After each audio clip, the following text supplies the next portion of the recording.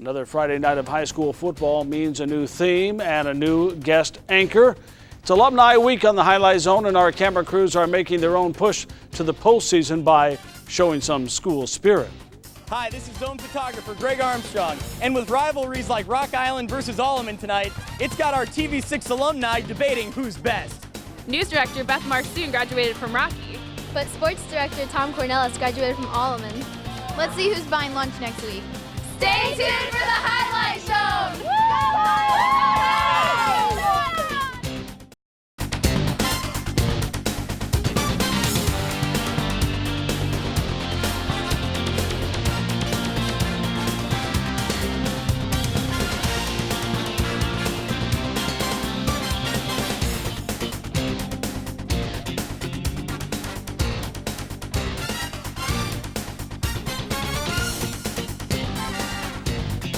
Nice graphics tonight. Just to update you, by the way, on our breaking news, we do have confirmed now there has been a shooting in Davenport.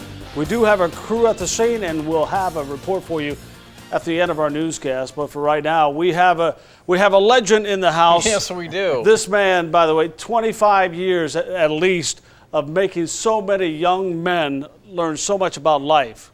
And another way of saying it, that's putting up with high school kids day after day after exactly. day. Hats off to you, sir. Yes, very happy to have Vic Boblet, our coach from Rock Island and Geneseo. And it sounds like you might be a happy man tonight. I know we have a Rocky tie-in tonight, also TV6 sports director Tom Cornelis and Alleman tie-in for the big game. So let's jump right into the zone without further ado. And, Coach, you're going to help me with this one. The Battle of Rock Island takes place for the Western Big Six crown. Alleman opening drive. John Tracy running hard for the first time. He's quite a player, isn't he? Yes, he is. He's a very good player. Comes from good stock. And Tracy with his 5th touchdown the last 3 weeks on the keeper. Later, the Pioneers defense sniffs out the Rocky trick play. Sean Weatherall stops the reverse in his tracks. No cheering there. He's been fantastic all season. The Rocks cash in the Alleman miscue in the first play of the second half. Zach Chapman over the side. That's Derek Willies with the nice run right there. And the Rocks are back in business. Markel Richardson actually had the touchdown for the Rocks. Look at him go. Early in that second half. Nice catch and the run after the catch. He's in from 38 yards out. We're tied at 7. We would go to overtime. This is still in regulation. Is that Tom Cornelis on the sack? Sajan Cruz drops the quarterback. And more on this one a little bit later in the show. We do have a score for you. This went to overtime, and Coach, how about that score? Wow. I'm excited to see that score. I had to leave the game early to get over here to do this and didn't know what the result was going to be. But congratulations to the Rocks and the Pioneers both. It was a great high school game. Sure was. Good football. We'll have more on that one later in tonight's Highlight Zone. Let's go over now to Moline United Township. All right, Paula Sands, Maroons here. Third quarter, UT goes to the air. Nick Pearson, wide open. Mac Fulton, who turns upfield, breaking some tackles there. Goes to the air and goes to the red zone. Big time here. Then we go for a big 50-yard pickup, and then a couple plays later, Zach Harris over the middle, 18 yards down to the Moline 5. Maroon clamped down, though, on this one. Cooper, St. Amour leads a contingent of Maroons who shut the door on the option. Wow. Moline later takes over on downs. Third down, the Maroons call on Zach Fowler, who led the score, by the way, 97-yard run. He's going to attack the wing, and the new set of downs there. Check out that scoreboard, 28-10. The Maroons pick up the victory. All right, the third of the trilogy of Western Big Six rivalry games takes place in Galesburg. Second quarter, the Blue Devils double the lead as Jordan Osborne packs up his 5th touchdown in the last 6 quarters. And he's fast. As he reads his blocks and explodes into the Galesburg secondary on a 75-yard race to the goal. He did race. The Silver Streaks take to the air as Peyton Isaacson with the dart to Ben Holloway for 24 yards right there. More of a lob than oh, a dart. Yeah, they are happy about that. Galesburg continues to go to the air as Isaacson then lofts the jump ball, and Will Anderson climbs the ladder on a 25-yard toss to the red zone. The Streaks slice the lead in half as Isaacson plunges in for a 1-yard big 6-point-yard run. Coach Boblet, how about this final score? Double overtime. That had to be an exciting one, and that was the kind that put gray hair on the coach's head. Oh, yeah.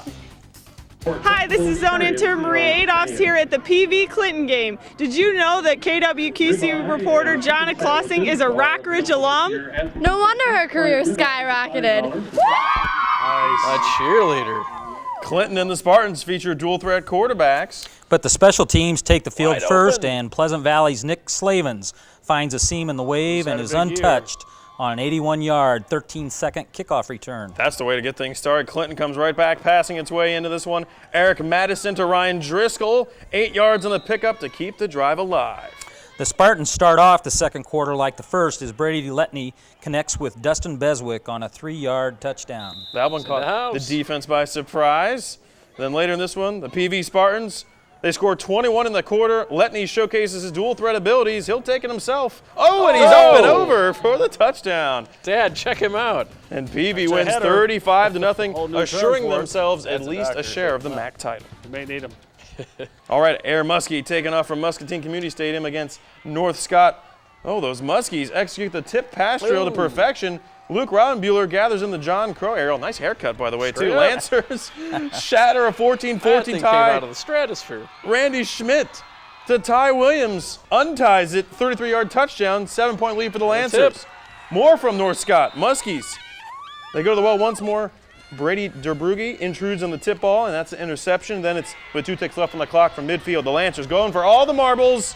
Oh, just kidding. He's going to keep it himself. Schmidt with the scramble. He's going to do it. Oh, my goodness. Run. 50 yards in. He's number 6, and he scores 6. Might be a top 6 on 6. How about this? Big play. Still going in the fourth. North Scott up by 5 in the fourth. Hey, championship of Davenport up for grabs. Brady Central Zach Minch. What a runner this guy is. He's closing in on the all-time single-season MAC rushing yard. Needed 35 yards on this ledger right there. 7-0 lead at this point. The Blue Devils, after she takes a picture, Hey, she's a zone next intern. zone photographer right there. Blue Devils continue to roll. Here goes Minch rolling on his second score of the night thus far. Central also working the passing game too tonight. 4th down, 28. Tyler Perthit fades back. The strike. This adds to the Blue Devil tote board right there with another touchdown. And how about this? Central wins 36-9. Zach Minch, the all-time single-season yardage leader in MAC history.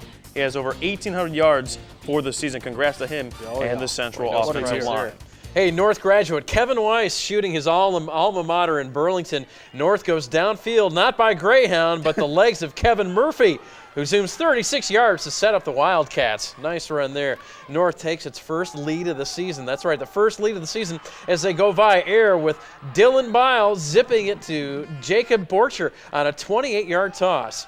The wheels on the Greyhound bus go round and round as Matt Siebold finds a bus departing for the zone on a 35-yard one-way trip to 6. Pedestrian crossing right there. Ouch.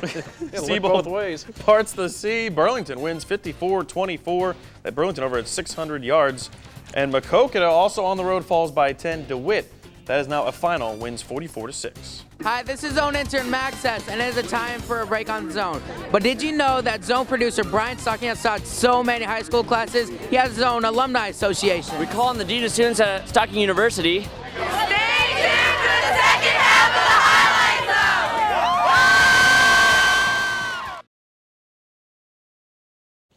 Let's quickly update you now to our breaking news that we brought you at the top of the show. Police are at the 1600 block of 16th Street in Davenport, confirming a shooting right now. KWQC's Erica Cervantes is on the scene. Erica, what can you tell us? Well, Gary, Davenport police just told us that one man was shot in the head and he was killed.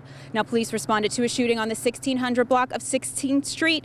They say they went into a home and found a victim with a gunshot to the head. Those are all the details they're releasing to us right now, but they do say that there was one shooting victim here. This part of 16th Street is closed off, and police say they will be here for most of the night investigating. Live in Davenport, Erica Cervantes, KWQC, TV6 News. Right, Erica, thank you. Ben and Coach, back to the games. That's right. We'll try to turn things to a little lighter note now. I guess tough transition, but again, Vic Boblet with us tonight, full of energy. We're going to get back to the highlights now. Coach, where are we going?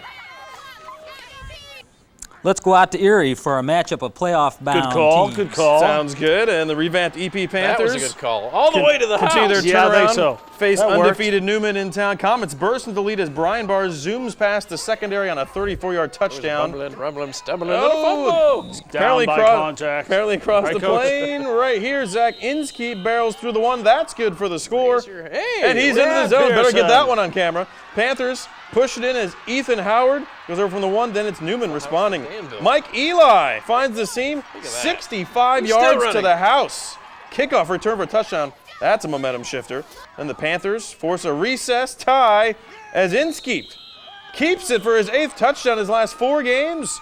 Check out that scoreboard in the 4th. Newman was up by 15, and they hang on 35-20. Riverdale also falls at Purdue St. Pete. Hey, this is one of my favorite, the Battle of the Wooden Shoe taking place in Fulton. Fulton goes uptown. Ethan Jones, perfect a week ago. Austin Regenweather, who weathers any and all tacklers. Pass. And he's going to gallop on. 79-yard pitch and catch. You could wear the wooden shoes and still get there when you can run like that. Nice play. Mustangs rally. The Steamboat comes to town. Matt Wilkins finds Andrew Conley. 6-yard toss. 6-all tie. Morrison turning to Willis with the help of all the fans, who picks up 31 of his 146 first half yards to put the Mustangs in striking positions. Strike up the band as Willis gets ready to add to the team lead in receptions. Connection from Wilkins, 26 yards, touchdown. Might be a top 6-on-6 on Monday. Morrison wins 18-6 in other action. Kewanee was trailing by 8 at halftime, and they lose on the road. Amboy also knocks off Bureau Valley. Coach, your turn. Well, I've come full circle of many years ago at Geneseo High School. The Green Machine gets the engine going against Streeter. Geneseo, building on a 35-0 halftime lead, looks to add to Leaf Point collection on the opening kickoff as Ryan Tisserand gets the midfield. The Maple Leafs continue to daylight as Ryan Webster follows his block and dashes into the end zone on a 30-yard carry. Forget the dictionary.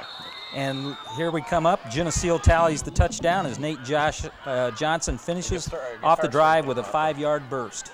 Geneseo back to its winning ways after a tough loss last week. Oh, they win 41-8, winning big. Also, Ottawa trying to make a comeback against LaSalle. For other action, Sterling all over Dixon late in the 4th, and Rock Falls an 8-point victory at home. All right, more homecoming for you. TV6 Office Administrator Joydeen Carrasco hails from Aledo, where the Mercer County Golden Eagles are flying high. Mercer County marching early as Tyson Russell takes the handoff, sprints to the near side, and tiptoes down the chalk at a 19-yard dance to the zone. Nice the Golden pass. Eagles take a flight as Tanner Matlick winds up and finds Peyton Holmes right in front of the cheer clinic, go! that we had out there, Ryan Benema, on the 7-yard TD toss. Mercer County flies to 8-0 as Jesse Snyder shakes and bakes defenders on his way to the sideline, turns on field and longest of the 3 touchdowns in the quarter. And Mercer County remains undefeated with their 4th shutout win of the year. Stark County also in front by 9 last we checked in the second half. Now the unbeaten Titans were entertaining visiting Royalty, the Princes of Princeville. The Titans are up 6 and looking to build on it as Andrew Dominski barges up the middle into Prince's Castle for 25 yards. But Anawan Weathersfield continues to seize large grants of land. Tony Grip, the give to Mike Ames Smith, who breaks and bust tackles all the way to inside the 1-yard line. Still trying to get him down. McCain with another huge day. Titans extend the lead on the Grip quarterback sneak, and he's in there. And then later in this one, how about this last play, Coach? The Titans defense also makes its presence felt as Keegan Jacobson and Tino Gradranilla combine for the tackle for loss. Nice teamwork right there. A&W wins 42-0. Also, North Scott, this is now a final 47-42 over Muskies. Hey, the weather radio is going because the red storm warnings are out. Monmouth as Mid-County comes to town. United using the great front line, rip open the big holes. Michael Olin accelerates into the gap. Yeah, through the secondary, and yes, 61-yard dash to the lead. No one close. Hey, there's our old friend Mary. Storm rages on defense. Austin Schrock storms into the backfield for the big sack there. Did I see cowbell, by the way? we need more cowbell. United continues to pound the ground. Grant Schrock notches his 3rd touchdown in the last 2 weeks. These guys are trained right to find there. The end zone. The Red Storm begin to pull away in this one. Olin whirls to over 100 yards and his 7th touchdown jaunt in the past 3 weeks. He's a good one. Tough to bring him down. And Monmouth United brings home the victory. And Galena also a big win at home as well. All right, let's check out Illini West visiting the Sherrard Tigers. Our own Bailey Dietz, an alum from Sherrard. They're loving her on the sideline. And how about this to start the game? Sherrard's Jacob Coyne drops a dime on the return, works his way to the 48-yard line. And later in the drive, the Tigers quarterback Clayton Bustorm Bustrom finds Austin Kelly, buying time. We're going to purchase that first down. It's free as long as you connect on the pass. Nicely done right there for a new set of downs. After getting stopped on 4th down, Tigers again go to the air. Bustrom locates Nathan Fay. Fancy footwork. That would lead to a Tiger touchdown. Unfortunately, Illini West, too much for them as they cash in the first half. And Illini West wins 50-21. Rockridge also trying to get the victory on the road, up 7-6. West Hancock they needed more all cowbell. over Princeton. More they did. And Knoxville, 52 points in their victory as well. All right, Columbus sails into Minneapolis looking for a westward passage to victory. The Wildcats depart from port as Ethan Layden goes deep to Mark Ramirez, who eludes the secondary on a 49-yard pass deep into Bulldog territory. Oh, yeah, now he gets some cowbell. After a turnover, Minneapolis makes Columbus pay as Jesse Ertz find an open Drew Buster. Oh, look at Buster go. He draws a flight path to the house on a 76 pitch and catch in a 14-point lead. The Bulldogs collect a 4th touchdown of the quarter as Ertz finds Jordan Wagenbach, who drives in a 34-yard touchdown toss. He's going to the house. Oh, yeah. And Minneapolis continues their tear through the season, still undefeated. And another action, Durant was also facing Wilton. Yeah, backyard challenge has been issued. Wilton and a tussle with Durant. Great cause the Pink tonight. Pink night at Wilton. Beavers go right to work. Tyler Hetzler hooks up with Coy Schneider. Deep in the Wildcat territory right there. They even have the pink socks on. Nice job, guys. And Wilton taking the lead in this one. Helter finds Troy Harris for the 16-yard touchdown pass. Wildcats begin to rally. Adam Bartenhagen, time in the pocket, finds Matt Nissen to flip the field. Durant pulls within 2 as Brett Lilienthal bowls in for a 3-yard touchdown. Check the scoreboard. Wilton wins 28-12. Iowa City Regina also knocks out Wapello. In other action, Maquoketa Valley was leading Tipton 31-7. Bellevue up 6-0. And this is the game-winning field goal by your Rock Island Rocks. They win in overtime 10-7 against the Pioneers. What a play, what a finish. I mean, that was a fantastic game, 2 fantastic defenses on display. And, Coach, you were there earlier tonight. What did you see from both defenses? Well, both defenses played tremendously. That was a 7-7 game for the longest time. And you just can't say enough about how hard the kids from both Rock Island and Alleman played. Great job, Coach. All right, thanks so much, Coach. We're out of time. Have a good weekend.